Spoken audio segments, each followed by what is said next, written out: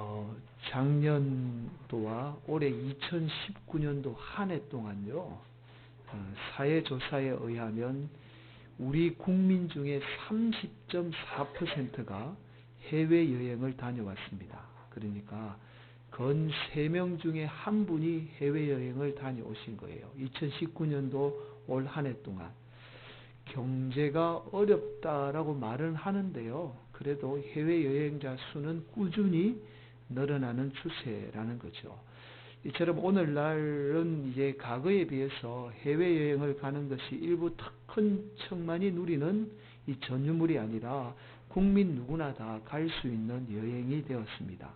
우리가 해외여행을 가거나요, 외국인을 만났을 때에 그 나라의 독특한 문화를 제대로 이해하지 못해서 어려움을 당하는 경우가 종종 있습니다. 반대로 외국인들이 또 우리나라에 와서 우리 문화를 제대로 이해 못해서 어려움을 당하는 경우들이 종종 있죠.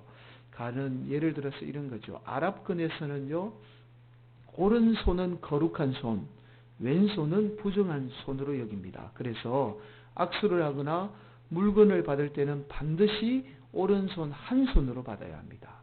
우리는 두 손으로 받는 것이 공손의 표시고, 또 어른들과 악수할 때는 두 손으로 악수하잖아요. 그러나 아랍권은 그렇지 않습니다. 만약에 이런 문화를 제대로 이해하지 못하고 왼쪽 손으로 받거나 혹 양손으로 악수를 하게 되면 상대방을 무시하거나 부정한 사람으로 여긴다라는 의미로 받아들여지게 된다라는 거예요. 또 피지 같은 경우는요, 우리가 아이들이 귀엽다고 머리에 이렇게 함부로 이제 머리를 이렇게 쓰다듬잖아요. 근데 피지 같은 경우에는 아이의 머리를 함부로 쓰다듬으면 안 된다고 합니다.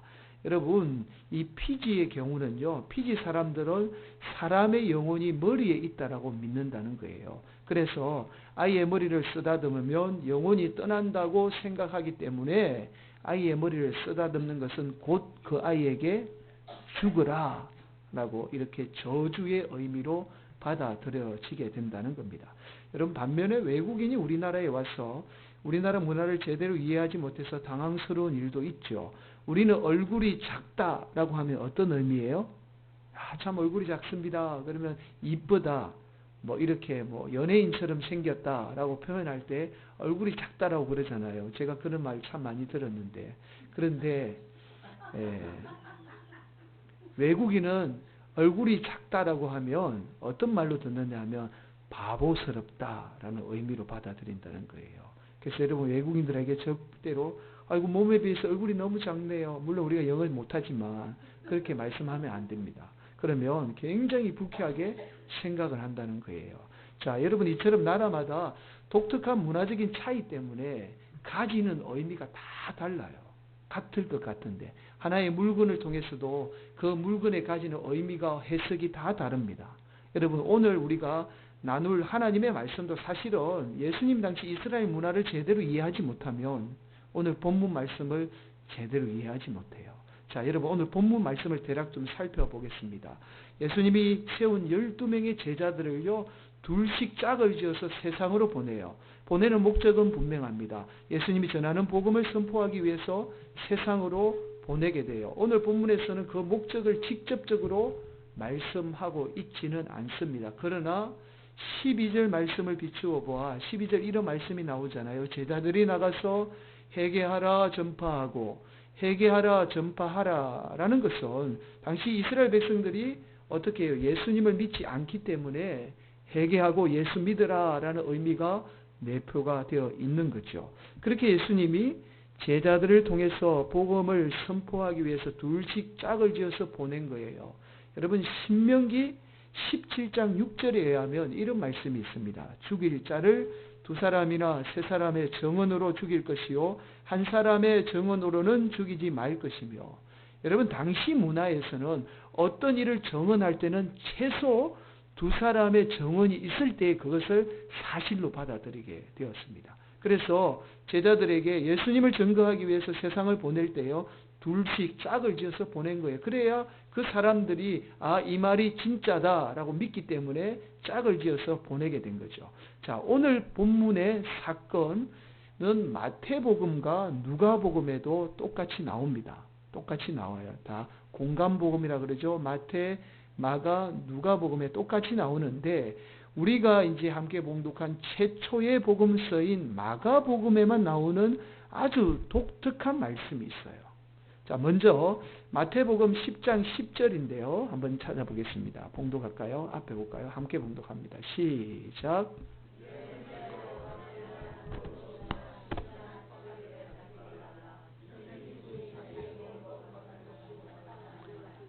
네, 여행을 위하여 배낭이나 두벌 옷이나 신이나 지팡이를 가지지 말라. 이는 일꾼이 자기의 먹을 것 받는 것이 마땅함이라. 여러분, 마태복음은 지팡이나 신에 대해서 전혀 가지지 말라라고 그렇게 말씀합니다. 또 누가복음 9장 3절에 이렇게 말씀하죠.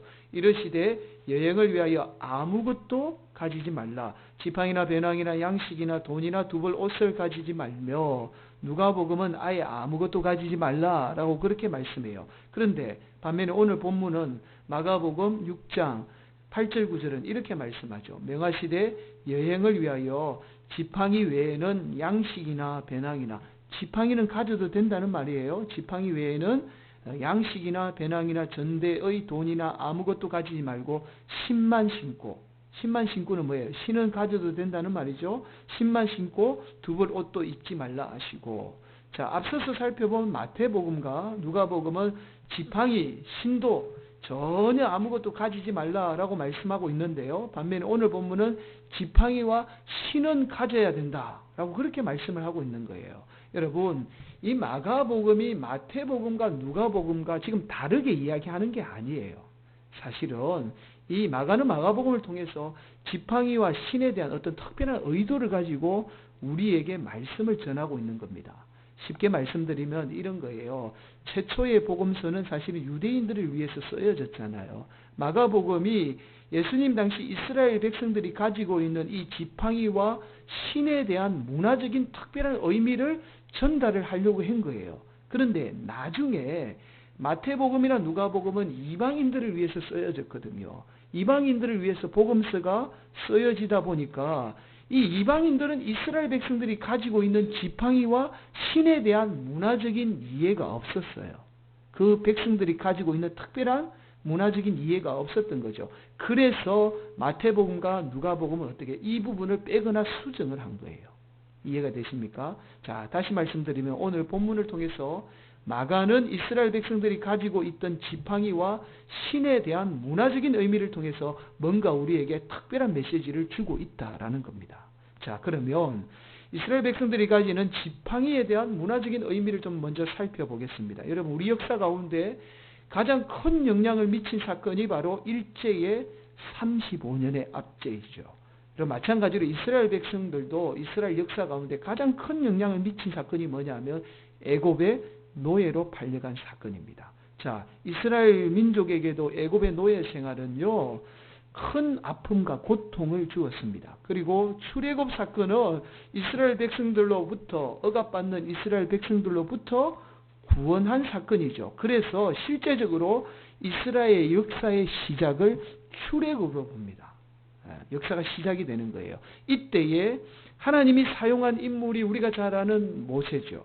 여러분, 모세는 40년 동안 애굽의 왕궁에서요, 화려한 생활을 보내요. 그리고는 동족이 고통당하는 것을 순간 참지 못하고 어떻게 살인을 저지르죠. 이 살인 때문에 미디안 강야로 도망을 가서 무려 40년이라는 세월을 보냅니다. 자, 이제 80세 할아버지가 다 되어서 하나님이 모세를 불러요. 자, 하루는 모세가 호렙산에서 양을 치고 있었습니다. 그런데 떨기나무에 불이 붙은 것을 보게 된 겁니다. 여러분, 떨기나무에 불이 붙으면 나무가 타야 되잖아요. 그런데 나무가 타지 않는 거예요. 그래서 모세가 이상하다 생각해서 가까이 가보니까 하나님의 음성이 들립니다. 모세야, 모세야, 나는 너의 조상 아브라함의 하나님, 이삭의 하나님, 야곱의 하나님이야 라고 말씀해요. 그리고는 하나님이 또다시 모세에게 이렇게 말씀하죠. 애굽으로 내려가서 고통받는 내 백성을 구원하라 라고 그렇게 말씀하죠. 자, 그러자 모세가 이렇게 대답해요. 하나님, 저는 지금 하나님을 대면해서 하나님을 믿을 수 있는데 저 백성들은 하나님을 대적하지 못해서 하나님을 믿지 않으면 어떻게 합니까? 라고 저는 못 갑니다. 라고 그렇게 핑계를 대죠. 그래서 하나님이 이번에 이렇게 말씀하죠. 어떻게 말씀하냐면 네가 가지고 있는 지팡이를 던져라 라고 그렇게 말씀하죠.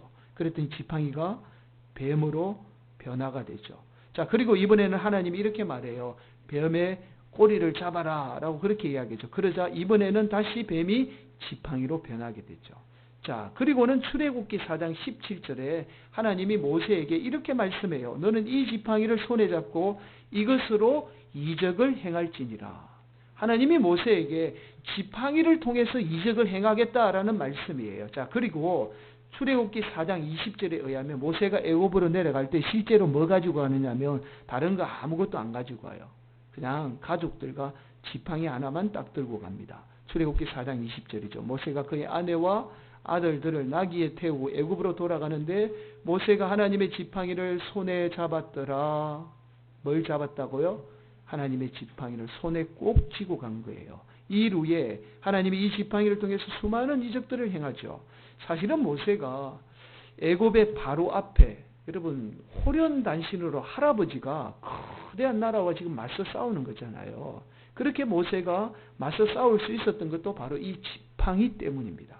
자, 지금 80세 할아버지가 애굽 왕 바로 앞에 서서 혼자 속된 말로 맞짱을 뜨고 있는 거예요. 여러분 영화에 보면 젊은 모세가 나오잖아요. 아주 잘생기고 외모가 수려한. 아니에요. 사실은 다 늙은 할아버지가.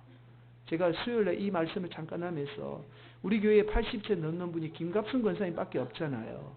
김갑순 권사님이 지금 북한의 김정은 앞에 혼자 가가지고 야 김정은 너 우리 백성들을 보내줘야 돼. 지하 교회에서 고통당하는 기독교인들 다 보내줘야 돼. 해방해야 돼. 너 예수 믿어야 돼. 라고 큰 소리 치는 거와 똑같은 거예요 지금. 여러분 모세가 위대해서가 아니라 성경 말씀을 보면 모세가요 이 바로 앞에서 지팡이를 던지니까 지팡이가 뱀으로 변해요. 그리고는요 지팡이를 들어서 우박을 내리라 라고 그러니까 하나님이 실제로 우박을 내리게 돼요. 또한요 이스라엘 백성들이 홍해 앞에서 꼼짝달싹도 하지 못하고 마치 쥐덫에 걸린 쥐와 같은 신세가 되었을 때도 모세가 어떻게 하느냐면요 한 손에는 지팡이를 들고 한 손은요 바다 위에 손을 내밀어요. 그러자 바다가 갈라집니다. 또 이뿐 아니죠. 출애굽기 17장 9절에는 아말렉과 싸울 때도 이 지팡이는 모세와 이스라엘 백성들과 항상 함께하고 있다는 것을 발견할 수 있죠. 모세가 여호수아에게 이르되 우리를 위하여 사람들을 택하여 나가서 아말렉과 싸우라. 내일 내가 하나님의 지팡이를 손에 잡고 산꼭대기에 서리라. 뭘 잡고 산꼭대기에 서리라고요? 지팡이를. 자, 이 일 외에도 항상 하나님의 지팡이는 모세와 함께합니다. 그리고 이스라엘 백성들과 함께해요. 결국 이스라엘 백성들에게 지팡이는 우리가 생각하는 사람을 돕는 도구 이상의 의미를 지니고 있는 거예요. 이 나라의 문화에서는 바로 하나님이 나와 함께 하신다. 하나님이 나를 지켜주신다라는 의미가 내포되어 있는 상징물이 지팡이입니다. 자, 그래서 여러분 우리가 잘 아는 말씀 시편 23편 4절은 이렇게 말씀하죠.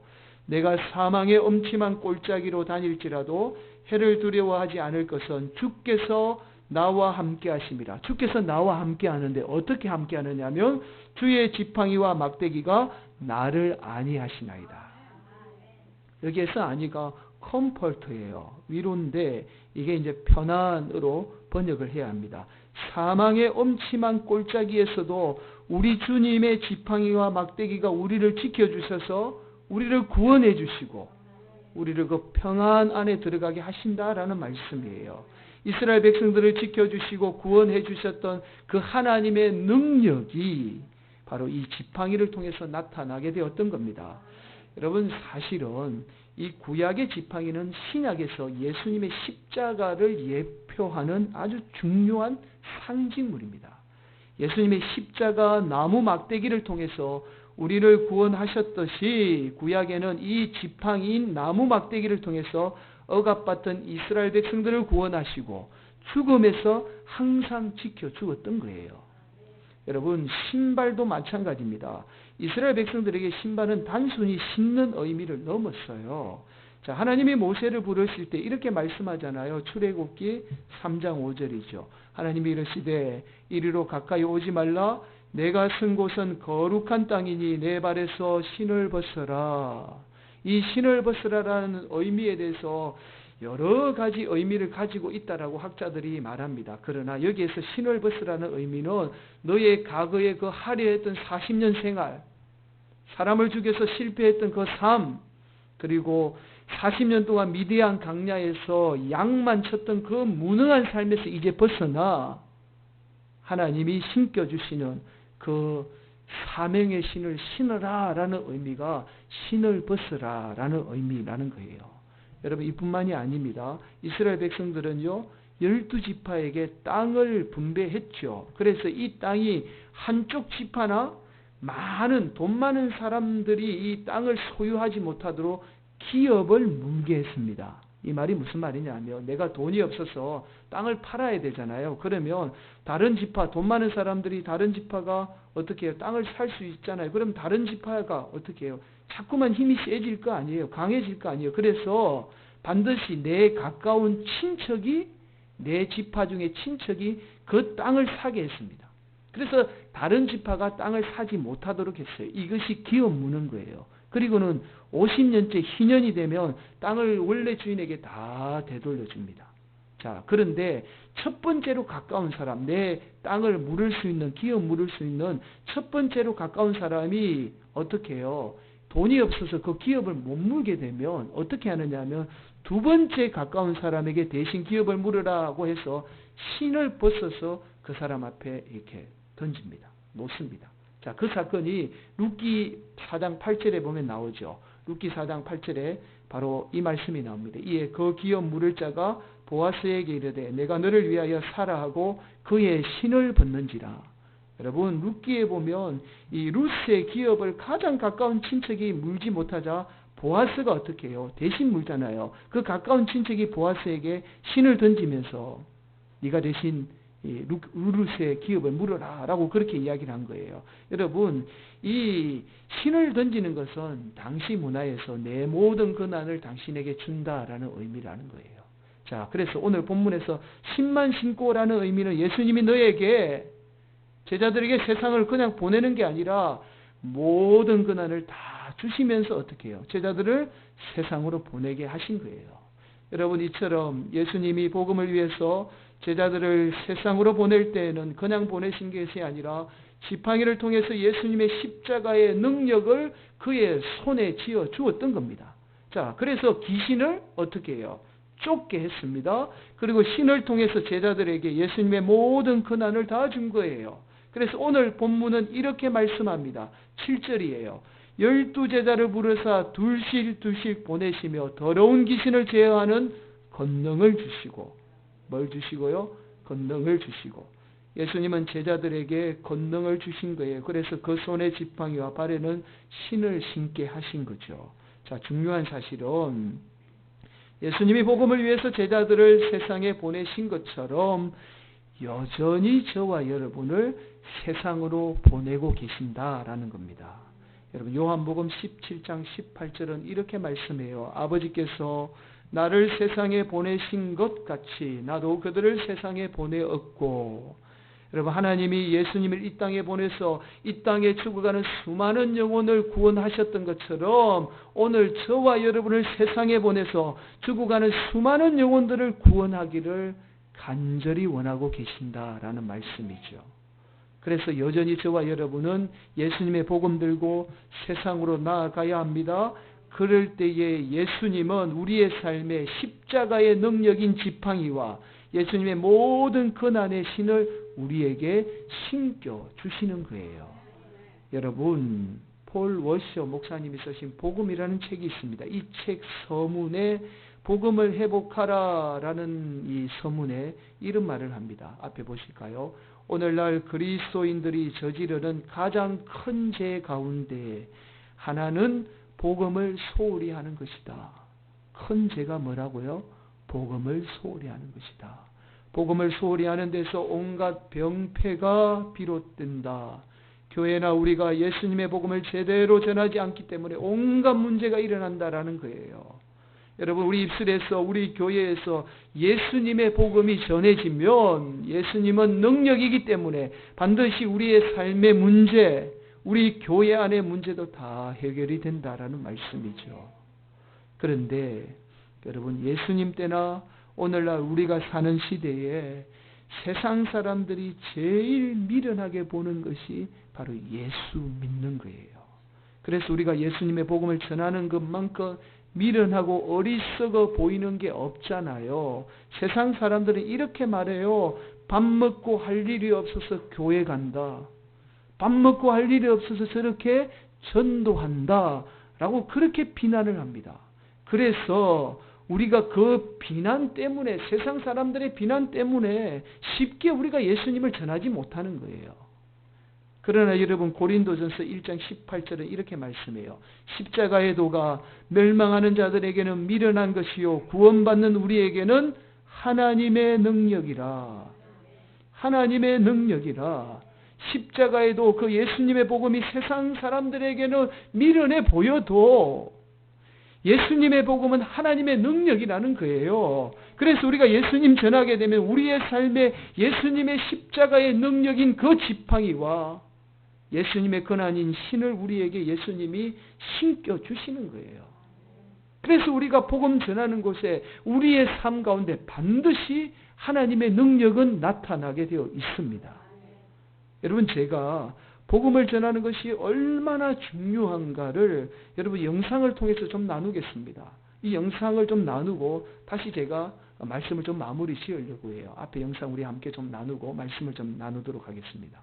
여러분, 영상을 보시면 아시겠지만 이 티보올론 팀 티보우는요 필리핀 선교사의 자녀로 태어납니다. 그래서 홈스쿨링이라고 해서 집에서 그냥 부모가 교육한 거예요. 그러니까 속된 말로 고등학교까지 교육 제대로 받은 적이 한 번도 없습니다.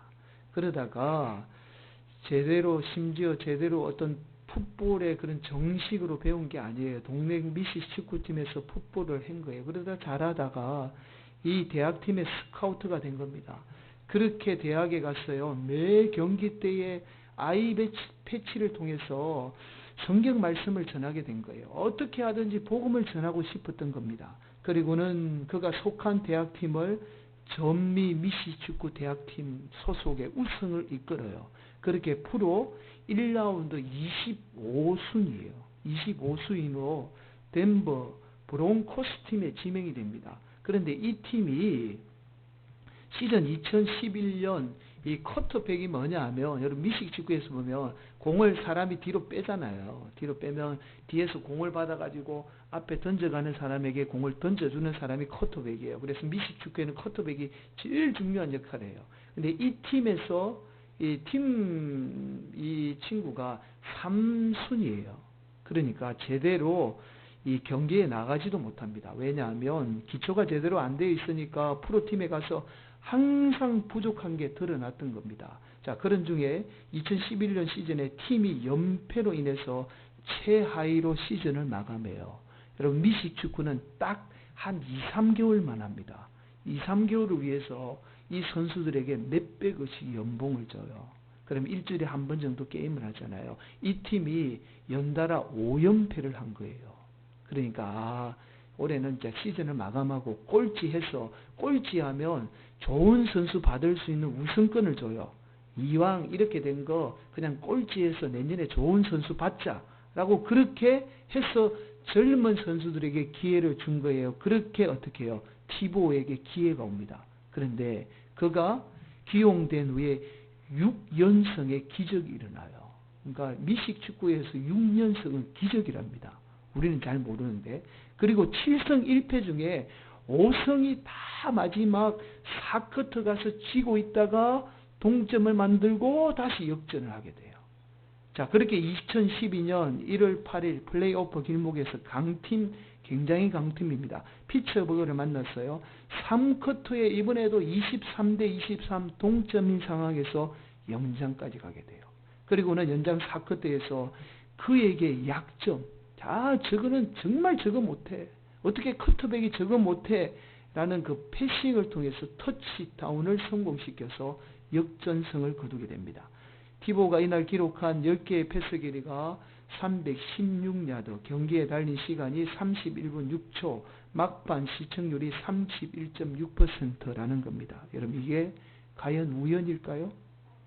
하나님이 그렇게 지금도 수많은 사람들을 통해서 역사하세요. 세상 사람들이 예수 믿는 게 다 미련해 보일지만 그래도 여전히 하나님 사람을 통해서 역사하는 것을 우리에게 보여주고 있는 거예요. 놀랍게도 이날 수많은 사람들이 요한복음 3장 16절을 구글을 통해서 검색을 하게 되는데요. 무려 1억 2천만 명이 검색을 했다라는 겁니다. 이 말은 곧 1억 2천만 명에게 요한복음 3장 16절의 말씀을 통해서 복음이 전해졌다는 증거이지요. 여러분, 티보는 프로리그에서요, 성경 구절을 쓸 수 없으니까 경기 때마다 한쪽 무릎을 꿇고 하나님 앞에 기도하게 되죠. 이 모습을 전 미국 국민들이 보게 돼요. 그리고 수많은 사람들, 수많은 스포츠 스타들이 따라하게 됩니다. 이 기도하는 모습을 티보가 기도한다라고 해서 티보잉이라고 이야기해요. 티보잉이 이 단어가 2017년 11월 영어 사전에 정식으로 공식이 등록이 됩니다. 이 단어가 있는 한은 이 티보가 어떻게 했고 왜 기도했고 이 단어가 이 말이 생겼는지가 영원히 미국 역사 속에 남게 된 거예요. 여러분, 사랑하는 성도 여러분, 이것이 저와 여러분이 반드시 세상에서 복음을 전해야 하는 이유예요. 우리가 강하다고 가진 것 많다고 똑똑하다고 쓰임받는다라고 생각해요. 절대로 그렇지 않습니다. 저와 여러분이 예수님을 세상에 전할 때의 십자가의 능력인 그 지팡이는 저와 여러분의 삶 속에 반드시 역사합니다. 오늘도 우리 주님은요, 저와 여러분에게 세상의 복음을 전하기 위해서 새로운 신을 신겨주세요. 예배함으로 말씀을 통해서 새로운 신발 신겨주세요. 그래서 우리의 과거의 아픔, 실패, 부족함 어떻게 해요? 다 해결해 주세요. 그리고 내가 주는 그 신발 신고 너 세상에 나가서 복음 전해야 돼.